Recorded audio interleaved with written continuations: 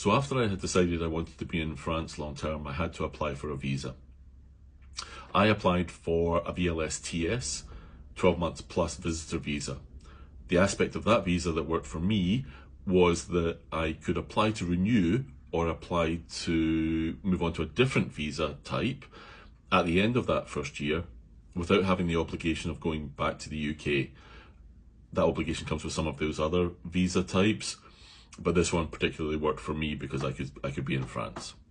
So when you get your visa back, and if you have not seen it, it's a big sticker in your passport. It comes with instructions, and the most important aspect of those instructions is that you need to validate your visitor visa upon arrival. Technically, you have 3 months to validate it. I've no idea why you would wait that long, but I think I validated mine within about 48 hours of arriving. The validation process is just telling the French government that you're here on that visa and you're resident.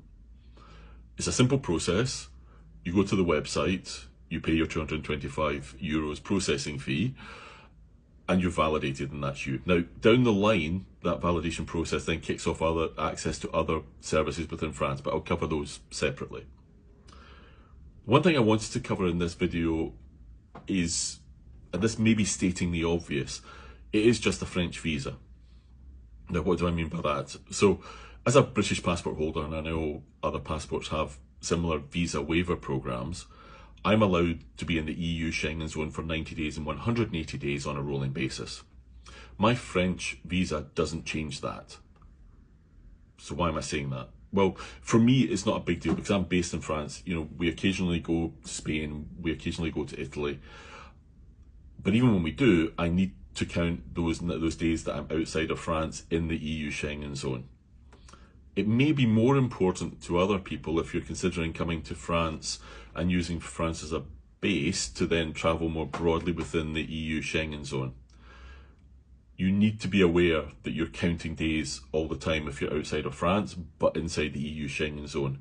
And just as a reminder, that's 90 days and 180 days on a rolling basis. Not a big deal possibly for everyone, but it might be important for some people to remember. Now, I mentioned earlier in the video that validating your visa starts to give you access to other services in France, and probably for most people the most important one of those is the health service. I'll cover how you get access to that, or how I got access to it in future videos, so follow along.